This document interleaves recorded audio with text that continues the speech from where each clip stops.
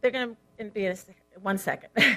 Thank you all for joining us. I know there's plenty of options this week, so I appreciate your spending time here. Just a quick thank you to the Andy team, Lucy Trilio and Ariel Blakeman. So for the past 2 years, we have been on this journey, setting the table for people sort of at every facet of our business to talk about and share their thoughts on the role bravery plays in the creative process, what inspires them, what moves them, and what propels them to show up and do the important work, the innovative work, and the entertaining work. Each time we've assembled this group, it kind of takes another direction, and so we can't really tell you what to expect. We just know that it's going to be interesting and it's going to be personal. So I hope you all enjoy. To get us started, it is my absolute pleasure to introduce a dear, dear friend, one of my tribe, and our newly appointed chair of the International Andy Awards, Pete Favat, Chief Creative Officer at Deutsch North America. Yeah, all right. Aw, thank you. Aw, thank you. That's easy. The rest of the folks coming out? Come on out, everybody. Come on, don't be shy, don't be shy. Hi, everybody. Welcome to BB Kings. We're going to improvise a little bit and maybe break into song a little later. Good evening, and thanks for coming out.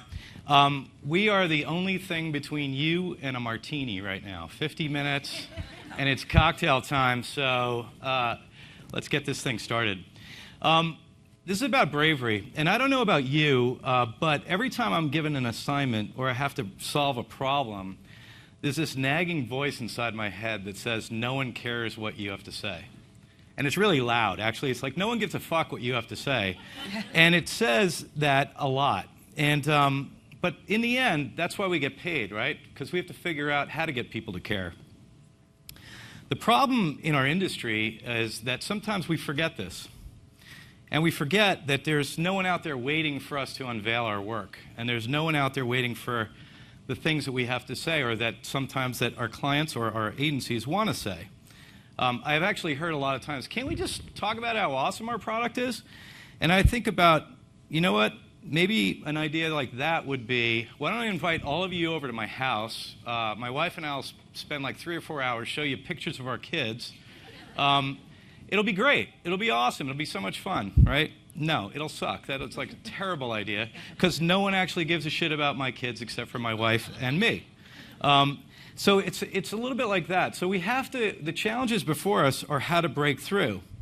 And in some ways, when you think about it, bravery right now is actually more relevant than it ever has before. Because attention is insanely scarce. I mean, just step outside, right? I grew up here, but I was just walking down Times Square. It's like Blade Runner out there. And you walk into any supermarket or any retail outlet, and you're bombarded. And you look online, and it's insanity. There's so many messages coming at us, and expectations are sky high, right? For our brands and for our work. And there's the competition with the internet right now, and it's not ads on the internet, it's the entire internet. Because the content that's on the internet is weird, it's wonderful, it's amazing, it's emotional, and that's what we're in competition with. So the work that we have to do needs to break through that, and to do that, clients and agencies need to become braver. Ad blockers are what, 400% increase in ad blockers. 250 million people use ad blockers right now. Skip ad buttons. We're actually in the middle, or hopefully maybe the end of the skip ad culture, which is a real big issue when you think about it. People are actively avoiding the work that we're doing. And I guess the question is it that, are we that annoying? Or is it that the work just isn't that good? So to do work that people don't want to skip takes a lot of bravery. It takes a lot more talent, and it takes a better understanding of what people want to see. 47% of American households have DVRs. So TV right now is completely on demand. It's totally ad-free, too. It's where you want it, when you want it, and how you want it. As I said, desktop ad blocking has grown 400%, 200 million users. And I actually look at that and I think, that's awesome. That's really amazing. A lot of people get really bummed out about it, but I think it's a challenge. I think that that's actually going to make our work better. Because the challenge here is we have to break through because we still have to advertise products, and we need to make work that people want to respond to or find relevant. So I guess we either get more brave or we just die. And I don't know about you, but I don't want to die. So tonight you're going to hear from people who are way smarter than me about what they use to get their organizations and to get their work that they need done out in the world. But before I bring them up, I do want to put one seed in your head, and that bravery is good business.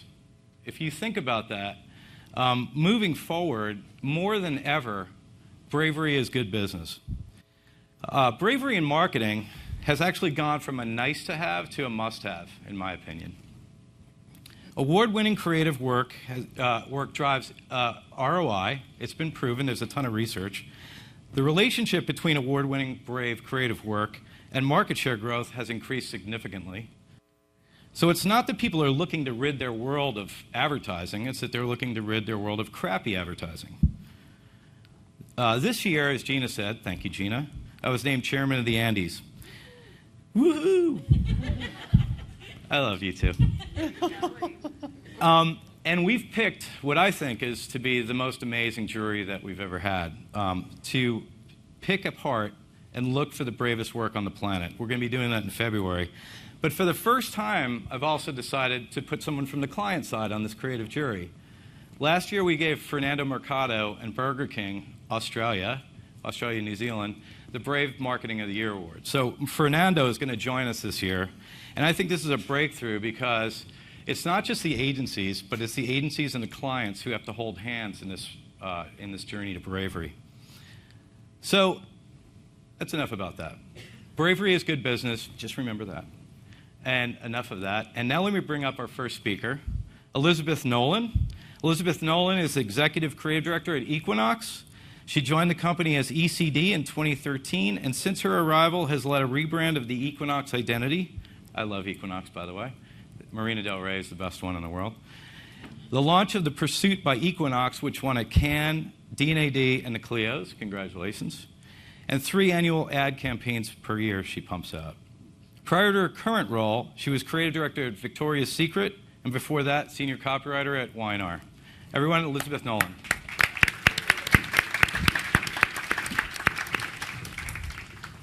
Thank you. I have my slides. You can't miss it. Oh, good. Okay. It's a woman with 2 babies attached to her. Okay, I want to just make sure I get this right. Okay. Hi, everybody. It's a real pleasure to be here, and I want to first start by thanking the Ad Club and the Andes for recognizing Equinox as one of its brave brands for this year. It's a real honor and a real privilege for us, and I'm incredibly grateful for it. So I want to start by saying you're all obviously very savvy ad people, and you know who we are, and you're probably pretty familiar with the work that we've done. Over the last 4 years, we've evolved our brand radically from this to this. From work that was simply provocative to work that is, we think, brave. And I wanted to talk to you about the reason why we have permission to make the ads that we make. Because brave advertising means absolutely nothing if it is not grounded in something real and meaningful. And people will call you out really fast. To be able to push people's boundaries, you have to give them something in return. You have to be built upon something meaningful. This year, Equinox is 25 years old, which in the fitness industry is kind of incredible. It is an industry that longevity is rare, doors open and close, brands come and go, and to reach a quarter century in the business is actually something that's really worth celebrating. So to all of you out there who are members, thank you very much. And we wouldn't have got to that landmark if we didn't have something to recommend us beyond our provocative advertising. So tonight, rather than talking about the ads themselves, you can ask me any questions you want afterwards. I did want to shine a light on one of the stories behind our brand, one of the thousands of stories, actually, that make Equinox what it is. To me, it's a story of real bravery. And okay, we got the best ad we've ever made that you've probably never seen out of it, so I'll share that with you at the end. Meet Marine Staff Sergeant Charlie Linville. While conducting an IED sweep in Afghanistan in 2011, Charlie was blasted into the air and brought directly down into the blast crater. He suffered a traumatic brain injury in addition to severe spinal trauma and 2 amputated fingers. He eventually lost his foot to a below-the-knee amputation during the summer of 2013 after fighting for over a year to save it. Equinox is the founding sponsor of a charity called the Heroes Project. Many of you probably don't know that. It's a charity founded by a former Hell's Angel, an all-round awesome giant called Tim Medvets, who has himself summited Everest 3 times after almost dying in a near-fatal motorcycle accident 10 years ago. And he founded the Heroes Project with the express mission of putting injured veterans on some of the highest mountains in the world, giving them the chance to renew faith in themselves and put their lives back together through the challenge and triumph of climbing. With 7 summits to conquer, Everest was the big one and the last one. Tim selected Charlie to be the guy he took with him to Everest. Charlie went through a rigorous training regime with Equinox, months and months of two-a-days. We took full control of his movement, nutrition, and regeneration training. We actually took this pretty tough Marine, and in the end, he became a devotee of meditation, which I think is an amazing achievement. And he didn't just do this once. Charlie did this 3 times for 3 years, back to back, because his attempts to reach the summit were thwarted first by the terrible avalanche on Everest in 2014, and then the even more awful Nepalese earthquake in 2015. Charlie didn't give up. And finally, in May this year, on his 3rd attempt, Marine Staff Sergeant Charlie Linville became the first ever combat wounded veteran to stand on the summit of Everest. In doing so, I think he gave us the greatest ad we've ever made. This is bravery. And the point I guess I'm trying to make tonight is that you don't get to be brave or provocative as a brand without being good as a brand.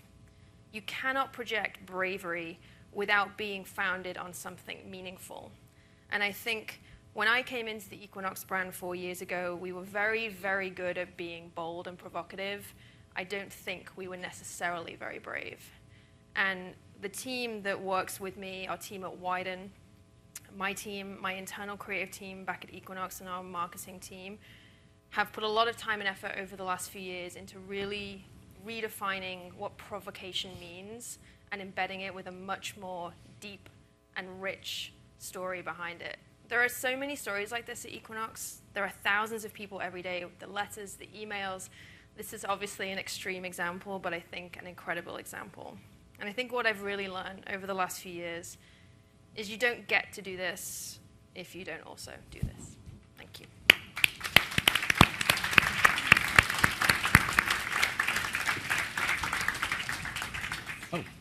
Let me introduce you proper. Come on. You do that. I get to work with this woman a lot lately. Kellyn Kenny is the new VP of Growth Marketing at Uber, which some of you have heard of. I'm lucky enough to call her a partner and a client. Kellyn Kenny joined Uber this year as the first vice president of growth marketing. So talk about a brave woman coming into a company that hasn't really done marketing and trying to re-engineer or reimagine what marketing is like to a software company like Uber. It's a tough job. Prior to this role, Kellen was a top brand strategist at credit card heavyweight Capital One, and before that, she led the marketing team to launch the first Microsoft retail store. In just the first few months of working with Kellen, I know she's capable of very brave work, and I look forward to the journey we have together. Thanks for being here, Kellen, and take it away. drink your water. Awesome. Well, thanks for that very generous and kind introduction. I am so happy to be one of Pete's partners in crime, and I would say, Pete, I would love to see a slideshow of your children. You're lying. So the truth is, I'm relatively new to Uber, and a lot of people have asked me, wow, big move. That must have been a really hard decision to make. I was actually on the East Coast, and moving to San Francisco for this job at Uber represented the second transcontinental move in 5 years. And I said to everybody, it was actually super, super easy, because there was this gravitational pull. I can't even describe it, but this like magnetic force pulling me to San Francisco, because I was so inspired by the mission and the culture of this company. And frankly, I was quite surprised by the level of inspiration I felt in meeting the team. But once you start to dig into what Uber endeavors to do, the story sort of writes itself. So I want to spend just a little bit of time talking about that mission, talking about that vision, and talking about the evolution of Uber into what we went from and what we're going to become. So about 6 years ago, June 1st, 6 years ago, there was two gentlemen standing at the bottom of the Eiffel Tower, Travis Kalanick and Garrett Camp. And they could not get a ride to save themselves. And they said, wouldn't it be awesome? Wouldn't it be magical in sort of a very like frat guyish kind of way if we could just push a button and get a ride? And so they went from thinking like, is this a crazy idea, to maybe we could actually build this thing. So they went back to Silicon Valley and they said, yeah, we're going to build this app. We'll call it the Uber Cab. And very quickly, this thing transitioned from push a button, get a ride, to it was catching on. And people said, this Uber thing, it's pretty interesting. And they said, new vision, do-over. We want to make transportation as reliable as running water. And that's pretty bold, and that's pretty brave, and that's sort of the thing that got me hooked. So how are we doing today? So again, June 1st, it was founded in 2010. It has been just a miraculous journey. We have over 2 billion rides served. We are in over 507 cities. We're in over 70 countries. And if you think about just that speed and velocity, we're opening up a new city, multiple new cities every week. And so nothing about this game is cookie cutter. Nothing about this game says I can just do the thing I did in New York or do the thing that I did in Connecticut and just port that over to Melbourne or port that over to Warsaw. I mean, that's just not the way the industry works. And so there's just inherent bravery in there. The other thing that I would say is the team is so committed to just flawless customer experiences. We are incredibly inspired by delivering experiences for customers, and when I say customers, I'll talk about the 3 customers in a moment, that make them delighted and make them want to tell other people. So customer number 1 is our driver base. We want to give drivers an incredibly flexible way to earn on their terms.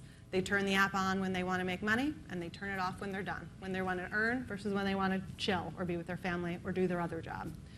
The second customer is the rider. We want to deliver reliable, convenient, comfortable, affordable transportation to riders, and we're not going to stop until we've literally hit the top bar, like the top moment of delight. And then the third customer is the cities. We want to help make cities more secure, and we want to help cities be less congested. So those are the customers, and that's the laser focus of the company. So how do we actually do that? The way we do that, the way we obsess over customers, is by doing 2 things really well. Thing 1 is we innovate. So we are constantly listening. Our ear is always to the ground. We are constantly listening to the customers in local markets, and our innovation is guided by the things they tell us we need to fix, change, or do better. We are in relentless pursuit of making sure that things are more affordable, that it can get to them faster, that the routes are more streamlined, that we're optimizing for all of the things that actually make an experience worthwhile. And the other thing we do incredibly well, and probably the best I've ever seen in my career, is we adapt. I talked about the 570 cities that we're in and the 70 countries that we're in. Every single move we make is truly guided by local norms that were totally authentic to that market. And the amount of hustle that it takes to be that non-cookie cutter, to be that bespoke, and to really have things work for these guys that you see on the screen is is incredible. And the thing that always sort of gets me feeling brave, and it was sort of my aha as I was preparing my remarks for today, is I was thinking, how do you get to this point where you want to do brave things? And if you're inspired, you want to be brave.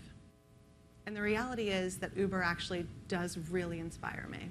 And every time I get into a car, the poor driver is like, oh, welcome to Kellyn Kenny's focus group. And here I go. So I'll tell you about my most recent focus group. My ride in San Francisco on the way to the airport. I said to the guy, how long have you been driving with Uber? And tell me about your most exciting story. And he said, yesterday something really incredible happened. I said, oh, tell me what happened. He said, well, I had my third ever trip that was requested by somebody who was blind. And the rider, called him up and said, I'm a blind passenger, and I need you to find me on the street. So pull over on Market in San Francisco, which is a complete war zone. So he pulls over, and he said, I'm going to be, I've got a blue shirt on and a red hat, and if you could find me. So he marched up to him, and he grabbed him by the arm, and he took him back to the car, and he explained how they just had this wonderful conversation. And he explained how the rider, the passenger, had said, please turn on the audio. I want to hear where we're going. I want to make sure we don't go off course. So we turned on the audio, and they proceeded to have a really nice dialogue. And he said, in that moment, I felt like I was doing a really good thing. I felt like I was a good person, that driving was really worth something. He said, and it made me want to actually be a better person. And I was like, wow, there's all these little micro moments that happen between humans who never would have connected if not for ride sharing. And again, I won't do it because you'll fall asleep, but I could literally tell you hundreds of stories of the things that I've heard, of the ways we are changing people's lives and the way we're connecting people who just didn't have access to transportation and door-to-door services the way we're doing it, and particularly at an affordable price. So in my mind, bravery is just, it's hard to be brave if you're not inspired, but every day I wake up and I feel inspired. Every time I get in a car, I'm inspired. Sometimes I'm inspired because I'm talking to somebody who's not happy with what we've done and I want to go fix it. And other times I'm inspired because there are people who literally believe that Uber has changed the trajectory of their life or of the lives of somebody in their family, and that's pretty freaking awesome. So when you think about a company that's brave and bold and audacious, how do they have that kind of mission and vision? I think it boils down to a couple of things. The culture of the company needs to support it. And the culture of Uber is just so in the sweet spot of doing brave things. I have never met more brave and more fearless people in my entire career. We have these two cultural principles that I'll specifically touch on. One of them is called meritocracy and toe-stepping, and the other one is called champion's mindset. And in the meritocracy and toe-stepping dimension, the best idea must win. Oftentimes, the person with the most experience or the person with the deepest insights has the best idea, but not always. And wouldn't it be just an epic tragedy if the best idea got stuck in some cul-de-sac because somebody didn't have the right title or somebody didn't have the right tenure? So we're just absolutely militant that people make the good ideas bubble up and that nobody sits on a great idea. And we all need to be open and willing and wanting to sort of hear and consume the ideas of everyone.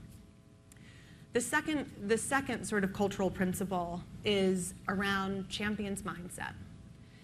And the way we think about champion's mindset is I've never met a champion who sat on the sidelines. I've never met a champion who didn't get in the game.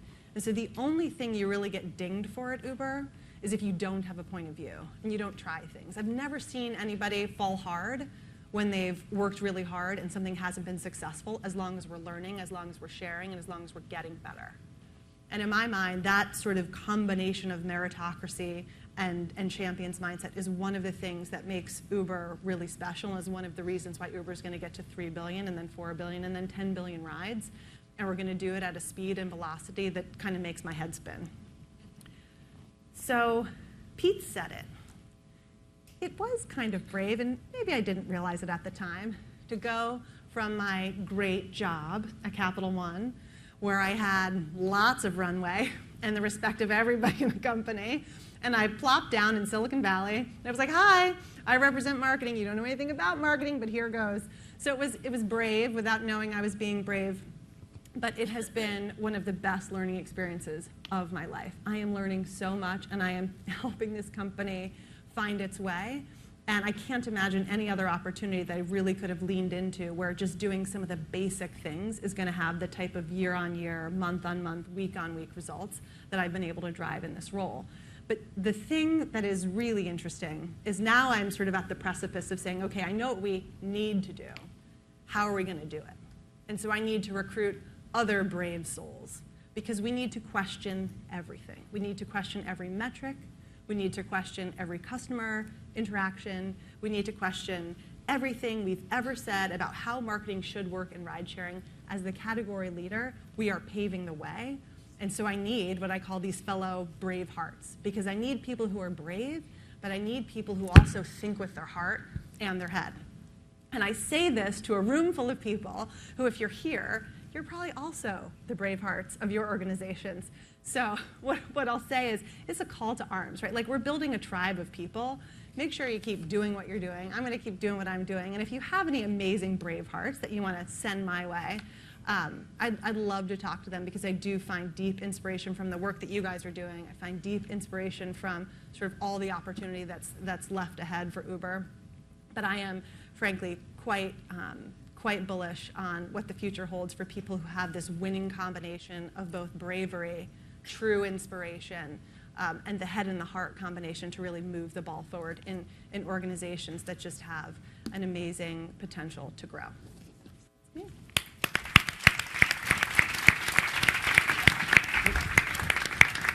I love that notion of ideas come from everywhere, because it's true. We're all smart these days. And I love how Kellen just turned this into a recruitment seminar. So you saw her handle up there. I'm sure you're all emailing her right now. The next speaker is Katrina Craigwell. I've actually been a fan of your work for a long time. Very kind. I think Katrina broke a lot of new ground with the work that she was doing for GE. She's Global Director of Marketing Innovation at GE Digital. Katrina is the Global Director of Marketing and Innovation, I just said that, and she leads brand and digital marketing for the new business unit. Prior to that, she was Director of Global Content for GE Corporate, where she spearheaded new programs across Instagram, and that's what I was talking about. Breaking new ground with new platforms. And I don't know if you all remember when GE was doing that work, I was inspired and impressed when that work started to appear. And some of you in here know that I'm kind of an Instagram freak, so that's probably one of the reasons. Across YouTube and virtual reality platforms. After doing a little research, I found that this young woman has been on the top of pretty much every industry list, and just this year was named Adweek's most influential women in marketing. Safe to say that she's earned a seat with this group, and we're thrilled to have you with us tonight. Katrina. Thank you so much. Thank you. I hope I can live up, and I am an Instagram. Oh, you will. As well, thank you. Yeah, kind of a little bravery. So it's I always appreciate the kind words. So listen, I am going to talk today less about the work that we've done, which is has just been an incredible opportunity and incredibly rewarding, and more kind of about the personal journey that I have been on at GE over the last 5 years, and as I've kind of grown my career, and hopefully some of those tidbits will be of use to all of us here. So, you know, I've been at GE for almost 6 years and was really brought in with a team to help reimagine how we told the story of a brand that is over 100 years old, that's in over 170 countries, and that's 300,000 plus people strong, a lot of people. And when I think about what I spend most of my time doing, as we all do, I generally just spend my day selling ideas and working with large groups of people to figure out what choices we should make for the brand and for the business and how to get those done. And so I like to start at the beginning. Aww. I think I remember Maybe selling... people do care about little kid pictures. Maybe they do. Maybe I was just wrong. New data. So I always think back to the story because I think I remember selling my first idea around age 6, and I don't know why I have this vivid memory, but I do. I wanted a Barbie doll, as is every parent's wish, and so my mom, who's on the end, my aunt in the middle, was a little bit concerned. She was at the time earning her MBA, natural-born genius, very concerned that her daughter go on the right path, and so I stood in the halls of Toys R Us, and when I called her to ask her about this memory, she said to me very clearly, "You stated Mom, you can be pretty and smart too, and just because I'm playing with Barbie doesn't mean I'm not doing anything else. Like, yeah, I'm sure she loved that. So I got the Barbie, and it was good, and under my mother's leadership, I'm gainfully employed, I have a career, I appreciate Valentino and gas turbines, we're all good. But I think, at the time, it was kind of starting, I guess, a set of skills that I use to this day, but with an important nuance. And so growing up, we deal with stakeholders of one or two or a small family set, and as we grow into our careers, we deal with folks in the hundreds. I do, we all do. And so for me, if we talk about kind of that spectrum, I'm probably a little bit more on the introvert side of things. I'm very comfortable putting my head down and getting them done, but that doesn't work when you work at a company of 300,000 people or when you want to inspire bravery. A couple years ago, I had a 360 review. Has anyone had a 360 review? Oh, yeah. Aren't they delightful? But real data. Real data. And so I went through the experience with my fabulous coach, and then I put everything in a box, and I put it in the back of my closet, and I said, we're done with that. And I pulled it back out this year in my, now that I've kind of achieved some wisdom and reread some of the feedback. And on the positive side, I was seen as smart and confident and creative and, good things. And then not so great. People really enjoy you as a person, and they also find you a bit removed and detached. Some of your behavioral choices do not invite people in. Makes it harder for people to connect with you. I mean, that's not awesome. How am I going to sell anything if nobody connects with me? And so I talk about it because it's such an important data point, and we have this phenomenal leadership development woman at GE, and she always talks about personal GPS, and she says some of us are not accurate in terms of how we think we are operating and how people are perceiving that. And when those two things don't line up, you can't operate authentically and you can't build trust. And so I became obsessed with this idea of trust. And I think that I talk about this because I think the hardest thing that I had to do, set aside convincing a 120-year-old industrial company that they should be on Instagram, was which actually wasn't that hard, credit to the leaders, was to really look at myself really, really hard and see who I was and decide who I wanted to be. And so as I kind of continued on this journey over the last couple of years, I started to read and watch and consume. And you guys know Simon Sinek. I'm a big, big fan. And so what I love about how he positions things is he always comes back to science. And so he talks a lot about the biology and the chemicals and kind of what fires off in each of our brains as we have different experiences. And so he talks about endorphins and dopamine, and endorphins are your endurance chemical, and that's why it's so important that we all exercise. If you haven't exercised in the last week, I would be glad to take a meeting with you at SoulCycle if that's of interest. Dopamine is kind of what fires off every time we achieve something, right? You have a list, you cross it out, feels good. And then serotonin and oxytocin he talks about as collective chemicals. And so serotonin fires when we achieve things together, and oxytocin when we spend time with each other and we take care of each other. And then there's the big cortisol stress, which got me to thinking, as I was kind of chatting with some colleagues, and we were talking about the stresses of our work and the things that keep us up at night, and we said, well, maybe that's just what a high-demanding job is. But maybe that's not what it is. And so what I love about how Simon talks about it is he talks a lot about this circle of safety and the circle of trust, and that biologically we are wired to, if you get stressed out, I get stressed out, you see danger, I see danger, we run away and we survive. That works if you're living back in the day when you're all trying to protect yourself from saber-toothed tigers. However, inside of our organizations, the conditions are a little bit different. And we have conditions outside of our organizations that do pose danger, competition, changing landscapes. But inside, we should be able to trust each other, and we shouldn't be battling each other. And so when you think about it, imagine if you could go to work and you never had to worry about the rug getting pulled out from under you. You never had to worry about someone taking credit for your idea. You never had to worry about someone taking some of your territory. I mean, those are, when you think about the things that we worry about, how many of them are functional things, like you actually can't do your job? Not many. And how many of them have to do with the fact that you're struggling to trust your teammates and feel safe in those environments? There's an organizational design thinker and another TED speaker, Margaret Heffernan, and she talks about the super chicken model, which is this idea that in order for one to succeed, the others must go down in the process, which sounds awful, but also maybe familiar. And I pulled a clip from her talk.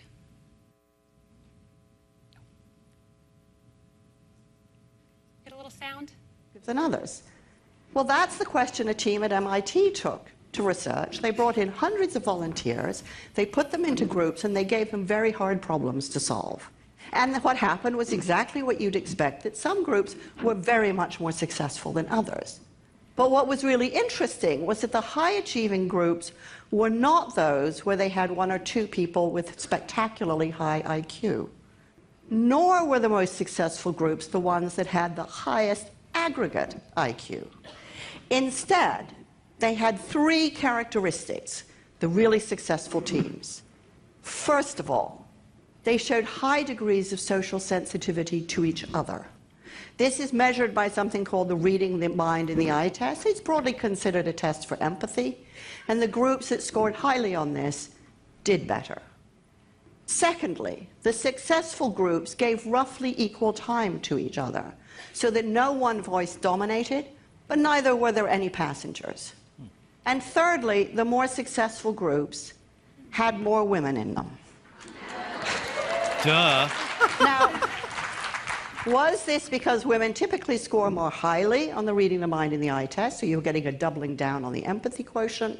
Or was it because they brought a more diverse perspective? We don't really know. But the striking thing about this experiment is that it showed what we know, which is some groups do better than others. But what's key to that is their social connectedness to each other. So I became obsessed not with the best creative idea, but with the best dynamic and the value that we create in each and every interaction. About 7 months ago, I joined GE Digital, which is our newly formed division dedicated to the industrial Internet of Things. We're just about a year old. And so this is a historic experience for GE, another historic experience. We're taking a company that is 125 years old, and we're setting it on a path to digital transformation. We're basically saying we produce jet engines, we produce locomotives, we know how to manufacture. Now what happens when you build a platform and layer software and analytics on top of that? The psychological monster that it is to change the mindset and culture and expectations of 330,000 people internally alone is an endless fascination. One of the things that I did when I joined GE Digital was, for the first time at GE, really start to build a team. And so as you can imagine, this is a lot of change for an organization. I had a lot of folks join me who had joined GE to work at other jobs. And now they're stuck working with me. Hopefully that's okay. And I got to hire a couple folks, and we'll continue to build the team. But like any organization in transformation, not everything is easy. And so over the summer,